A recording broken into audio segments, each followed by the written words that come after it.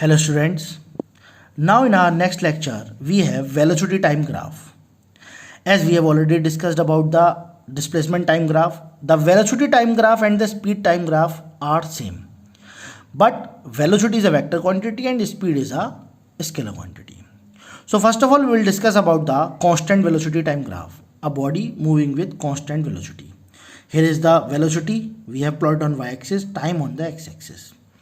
So a straight line, this is the straight line parallel to the time axis gives the constant velocity, means after a certain interval of time the velocity is constant. Velocity is not changing, not decreasing, nor neither increasing. So here we have constant velocity.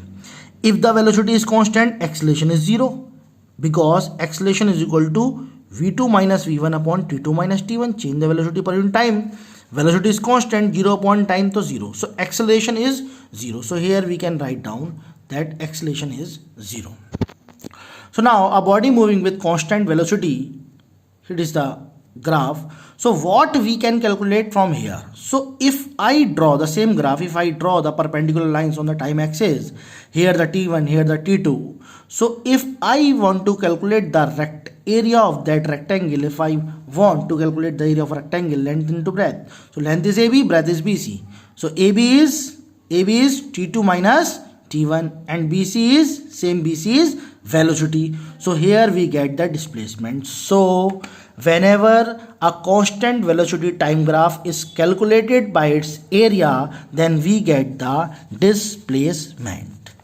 Now we have velocity time graph as uniform acceleration. Uniform acceleration means constant velocity, constant time. We have an inclined line about the time axis. We have an inclined line, straight inclined line.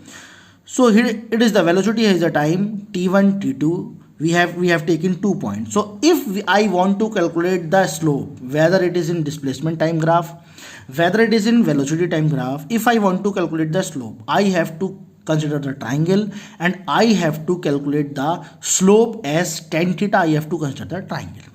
So here I have taken 2 points A and B. Perpendicular, draw the perpendicular. One come V1, time come T2. Other velocity V2, time is T2. Now here is the triangle. Theta is the angle, perpendicular is there. So for uniform acceleration means that regular interval of time is increasing as well. Time is always increasing as well as the velocity is increasing by constant rate.